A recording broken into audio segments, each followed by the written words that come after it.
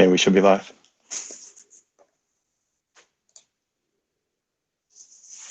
Okay, good evening.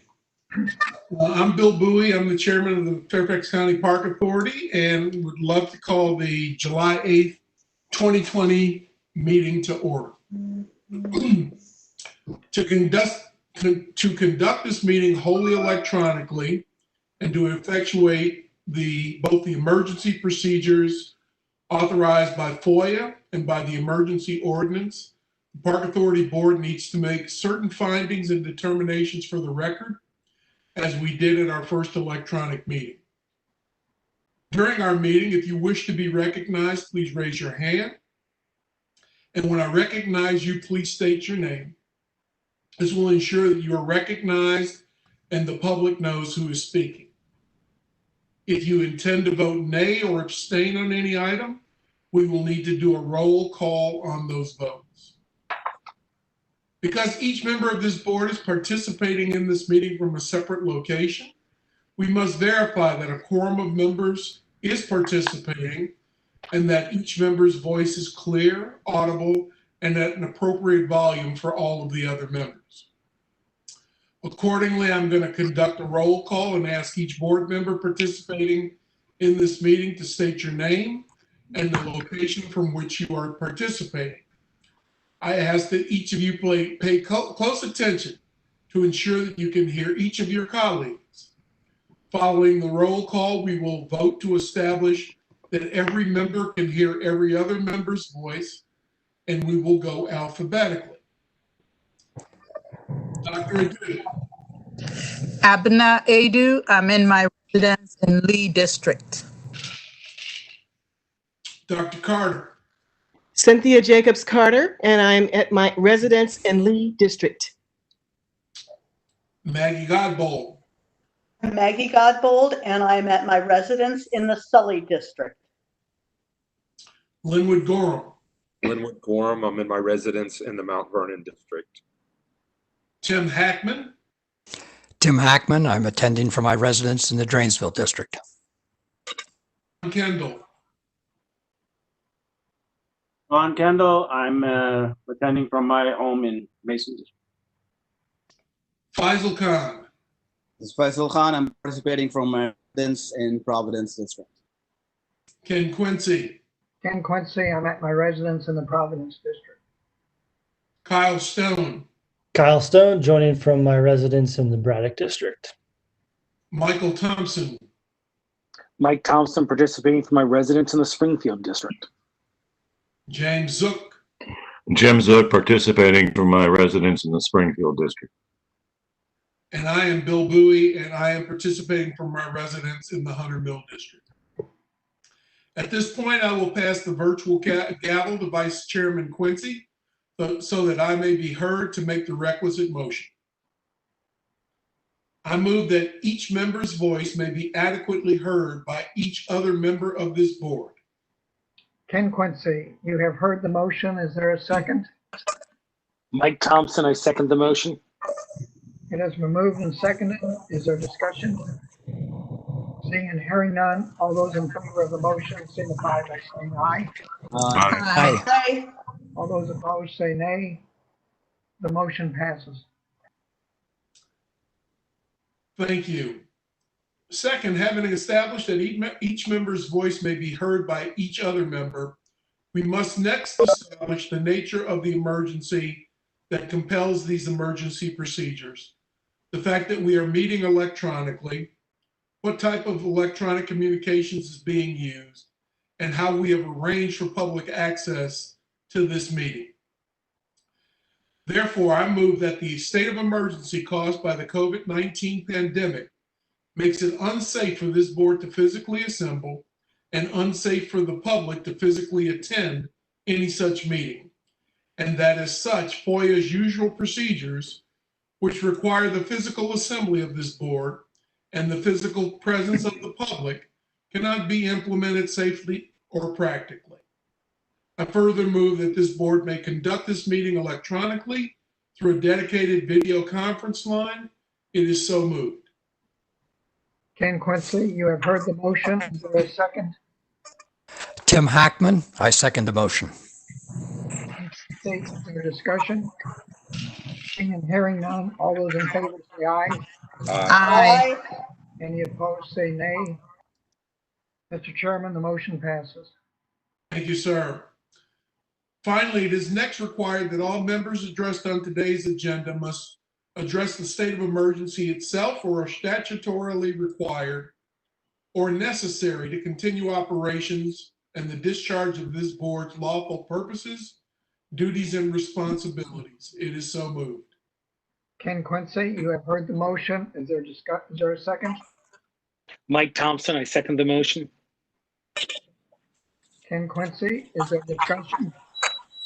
Seeing and hearing none, all those in favor say aye.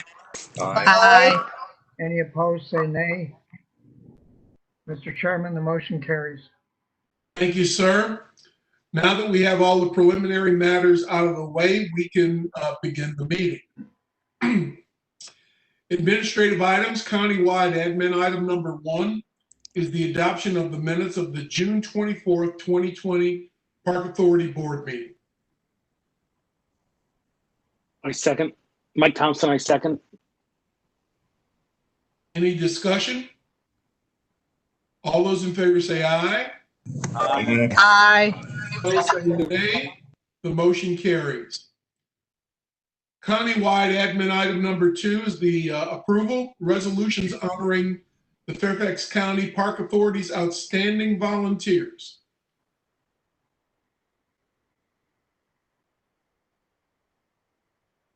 This is Cynthia Jacobs Carter, and I second that motion. Is there any discussion? All those in favor say aye. Aye. Aye. Any opposed say nay. The motion carries. Thank you.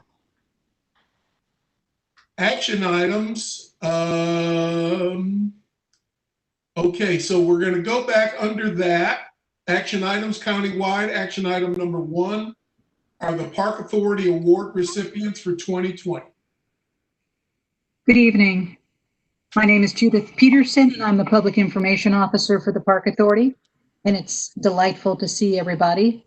Hannah, I would ask you to please start the slide program. You want the full presentation? Yes. Some months back, Dr. Carter and Member Kendall had asked me to put together a presentation on the Elly Doyle program. And so we're going to give you a brief this evening, which would then be followed by a motion on this year's awards. Next slide, please. So our award winners, of course, there are several different awards that we'll be looking at tonight, all of them under the banner of the Elly Doyle Awards, but they also include the Strickland, Orsmby, and Stuntz recipients and Chairman's Choice Awards. And of course, the Park Foundation's Eakin Awards. Not all awards necessarily have a winner each year. And then, of course, the sites select the outstanding volunteers for which you just adopted the resolution. Next slide, please. One of the questions that was asked concerned race and ethnicity. There was a survey that was conducted of volunteers in 2019. And I wanted to just share a little bit from that. Of course, we're always challenged in getting a diverse number of volunteers. And from that base, then, we work very hard to get a diverse number of recipients and nominees for the awards that we present. 41% of the volunteer base in 2019 was of a diverse background. And we continue to work hard to grow that number and to ensure that our volunteer base reflects the community. Next slide, please. We are going to be working even harder to do that. Some of the things that we intend to do to develop multilingual materials. We have just recently redone our media list, and so some of those items on the media list would be more diverse media outlets, trying to reach out to them. And we're also working with the One Fairfax initiative to find new ways to engage with communities that perhaps we haven't engaged with before. And I think a large part of that is a renewed focus on finding nominees of diversity. I think once you put it in your mind that that's a very important thing, that helps to make that happen. Next slide, please. So why do people volunteer and why do we do awards? Well, the awards, they motivate volunteers, they help us to retain volunteers, and they help us to recruit volunteers. Volunteering is an essential American value. About 93% of volunteers are looking to contribute back to their community. And they also want to use their skills and their experiences from life. And about 59% say they believe in the ethos of the work of the group that they're working for. And it's also a great way to express yourself in terms of new strengths and skills. Next slide, please. So from a timeline perspective, I just wanted to give you some sense of the work that goes into preparing for this. This year we'll do a virtual presentation. And I'm not sure whether that's good news or bad news that it'll take less or more time, but we're going to discover that. But essentially, the team that I work with starts working in February, and then they go through the program at the end. Next slide, please. The Elly Doyle Park Service Awards recognize, again, under this banner, a variety of different awards. Consists of the Elly, the Youth, and the Special Recognition Foundation Awards, and the other awards that I previously mentioned. Next slide, please. The Elly, of course, is the top award in terms of park service. And generally, there are 3 awards there. That's been a pretty firm stance that there would only be 3 of those. And I think a lot of that has to do with the fact that we have this fantastic brass sign in the government center, and there's only 3 slots per year. It may be more than that, it may be less than that. I can't really tell you because I kind of inherited it. Generally, we give 1 youth award. Again, I don't believe that that's in stone. And generally, we give special recognition. These decisions, of course, are up to the board. And we'll find that we've made an exception this year based on a tie. Next slide, please. The Harold L. Strickland Award, of course, many of you knew or know Hal Strickland. It's a partnership award. Generally, that is 1 award per year. Next slide. The Stuntz Award is for those folks who do an outstanding job in terms of historical preservation and appreciation, and named after Mayo Stuntz. We did not have any nominees this year. Next slide, please. The Sally Orsmby Environmental Award. We had numerous nominations, and 1 person was actually nominated separately twice. And I know that that was probably, there were a lot of great candidates in all the categories. In this one in particular, there were several, but 1 award is given in this category. Next slide, please. The Chairman's Choice, that usually comes from the chairman, and then that is approved by the committee of the whole after being reviewed by the executive board. This year, we did not have any nominees. And there is no limit on those awards. Next, please. The Outstanding Volunteers, again, this is a peer-driven award. They generally get a shirt, they get a lot of recognition at the sites, and these are folks who are just doing such an outstanding job that the people they work with every single day are looking at them and saying these volunteers really help make this place tick. We do limit it to 1 person per site. Next, please. You've approved the Outstanding Volunteers for 2020. We do provide you with a list, and that is because sometimes you would want to maybe reach out to the folks who are in your district or let your supervisor know. I know they've received letters in the past. This gives you just a taste of where they're working and the length of service. And this is something that you can get many times. Also, often people are they receive an outstanding volunteer service recognition, and they may also be nominated for an Elly or for a special recognition. Next slide, please. And then, of course, the Park Foundation, the awards that they offer for philanthropy, that's all selected by the Park Foundation, but they are integrated into our award presentation. Next slide, please. Are there any questions? All right. Hearing none, that concludes my presentation, but at this time, it is my privilege to hand it over to Dr. Carter, who will move forward with the slate of preferences. Hannah, would you move to the next slide and the one after that?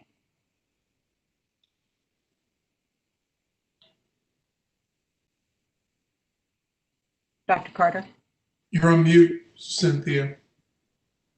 I pressed it. Okay. So without further ado, we present the 2020 slate of nominees. For the Elly Doyle Award, there's Carolyn Banks Summers, Kathleen O'Hara, Leslie Painter. Special recognition, Birds and Bees Engineers, Elly Teoli, oh, somebody help me pronounce that, Tony Lee Williams, Sarah Holtz, Jane Gamble, Jean Ann Lenny. Next. Youth Award, Josh Morrison. Sally Orsmby Award, Kathy Ledeck.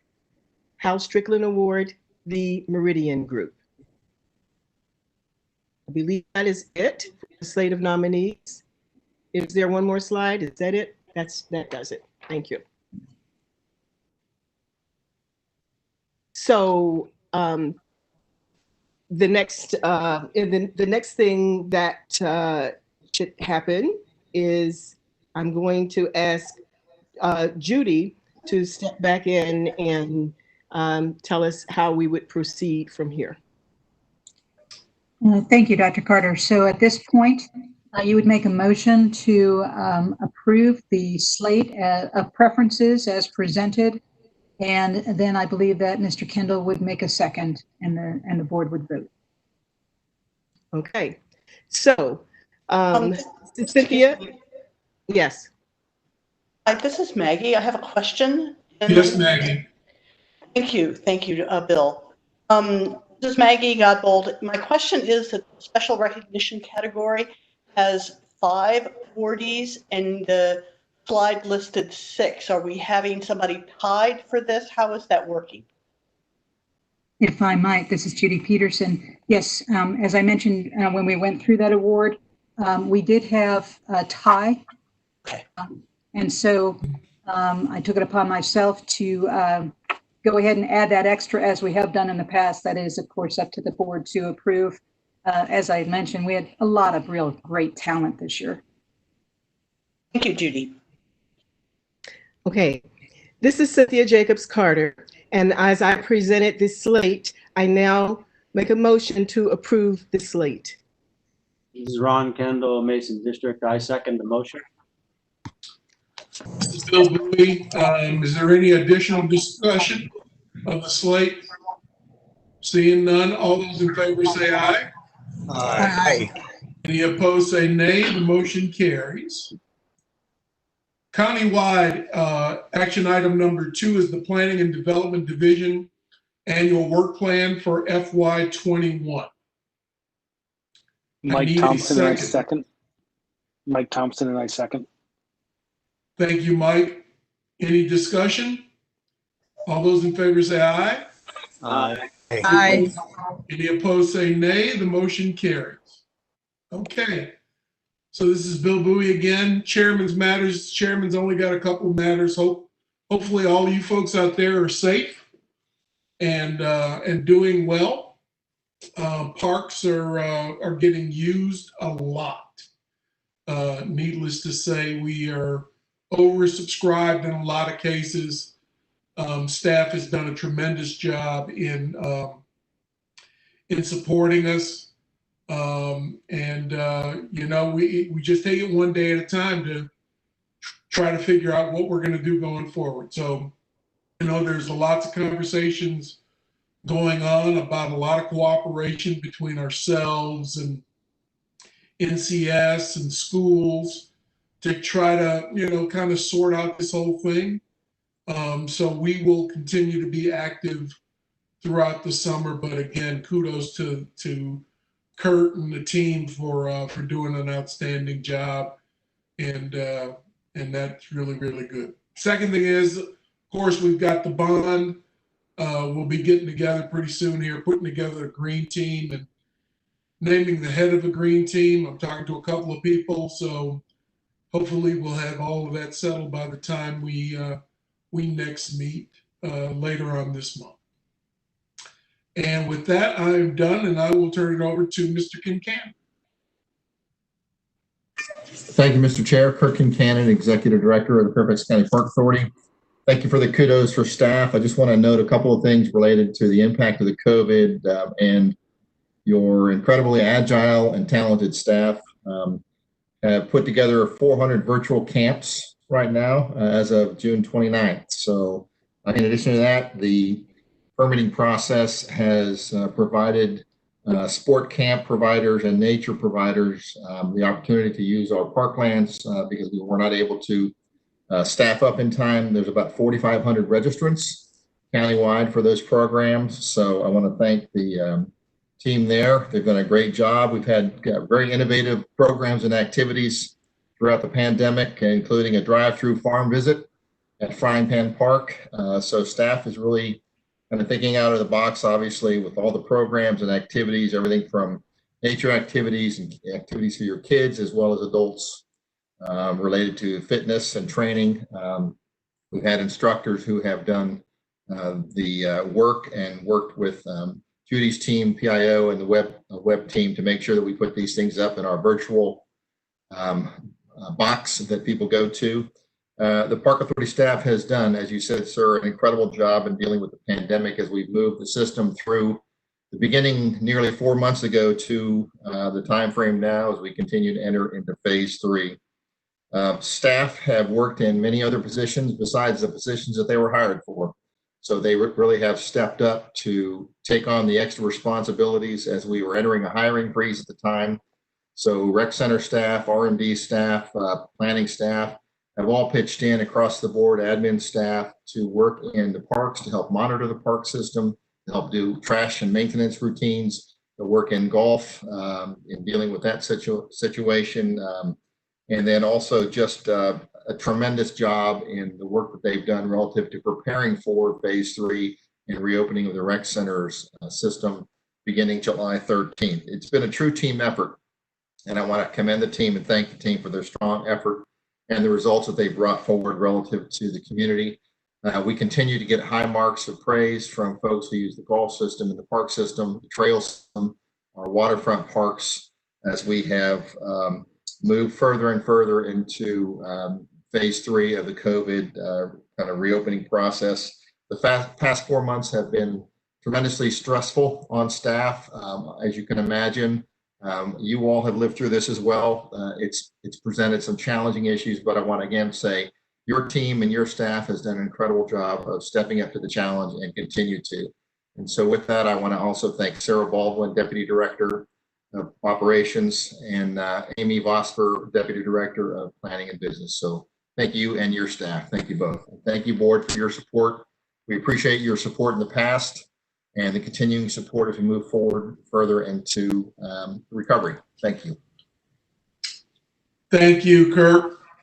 All right, we've got board matters, so we'll go around the horn here. Dr. Jake, Dr. Carter.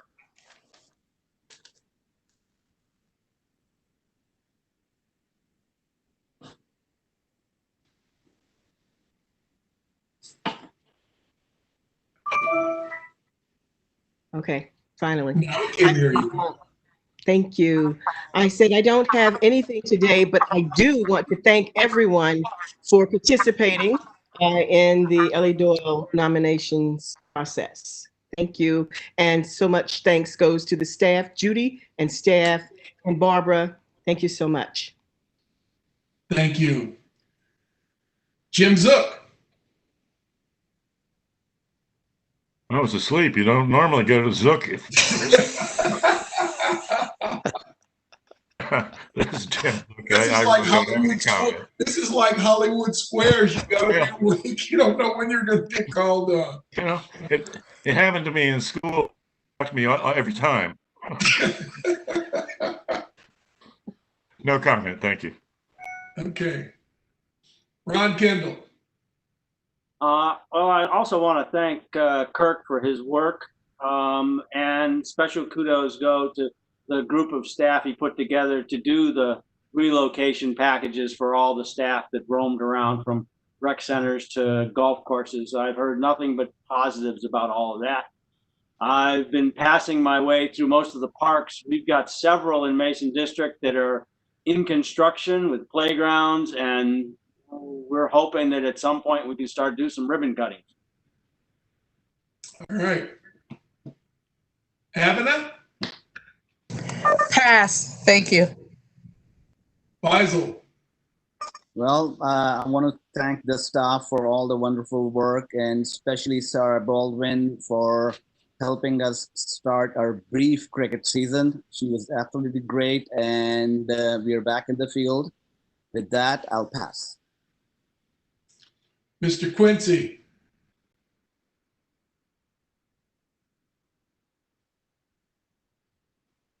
Lobbied them a few times by phone and gotten just great responses every time. And needless to say, there's a lot of interest about the rec centers opening. I've had several questions, as well as some questions about pickleball. And staff has been great in handling those questions.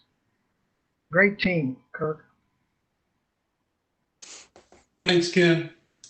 Kyle? Nothing for me. Okay. Linwood?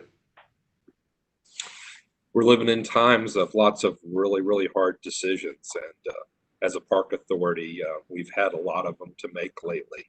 And whereas it's absolutely impossible to please everybody, I would like to thank staff and everybody that was involved in the decisions for all the very, very careful and thorough thought that went into the decisions that were made. Thank you very much. Maggie?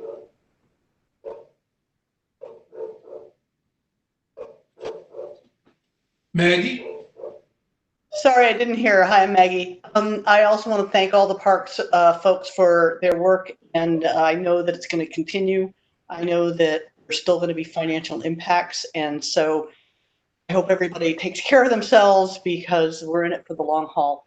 And also, just to remind everybody how important the bond vote is this fall, and we're going to have to get our act together for that. So that's it. Thank you so much. Mike Thompson? This is Mike Thompson. I want to thank the staff for the work they're doing with the youth and adult sports organizations.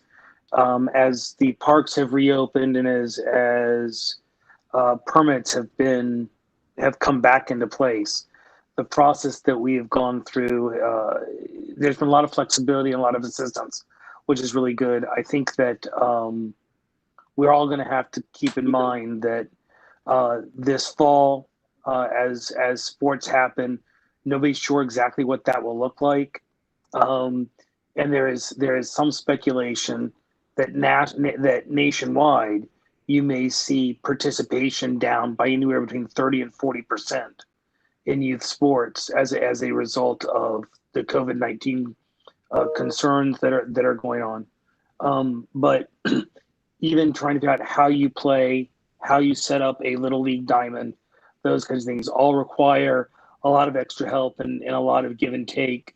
And I appreciate everything staff doing on behalf of all those organizations. And with that, I'll pass. Okay. Tim?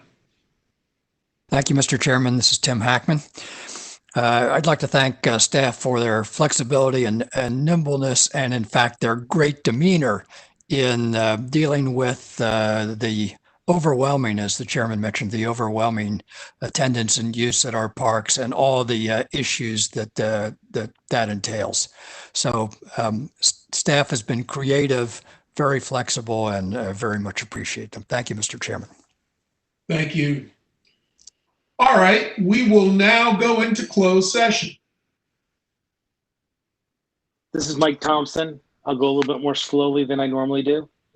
I move the Park Authority recess and convene in closed session for discussion and consideration of matters enumerated in Virginia Code 2.2-3711 and listed in the agenda for this meeting as follows.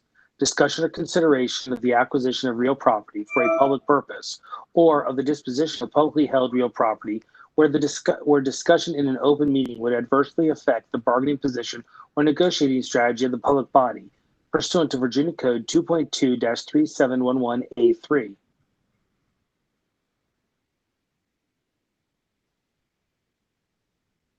Mr. Quincy, would you like to? I thought I did. I must have been mute. You hear me now? Yes. Okay, Ken Quincy, I second the motion. All those in favor say aye. Aye. Aye. Any opposed say nay. We are now into closed session. For approximately, what, 15 minutes? For approximately 15 minutes. Jim, are we in closed session? We should Not remain yet. silent for, we should remain.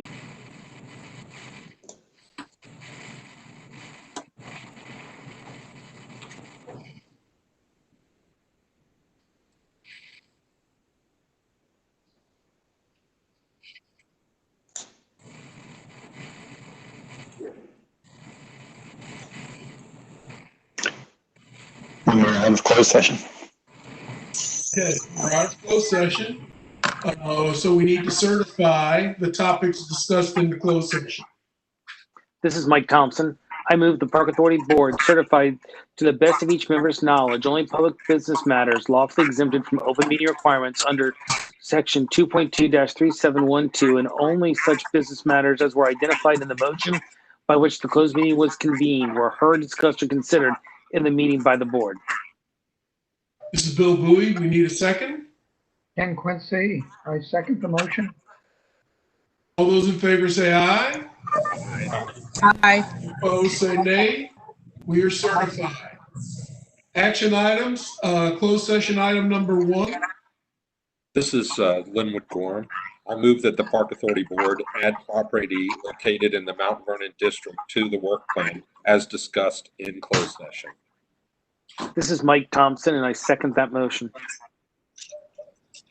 Is there any additional discussion? All of those in favor say aye. Aye. Aye. Say nay. It's added to the work plan. Congratulations, folks. We've had another successful run. We've met our objective, which is getting Linwood home before the sun goes down. So we're good there. And Faisal, I'll have cheese on that sandwich that you keep going into the refrigerator. It's just a sandwich. I have a piece of that sandwich. So with that, we are adjourned. Everybody out there be safe. We'll talk to you soon. Thank you, sir. Thank you.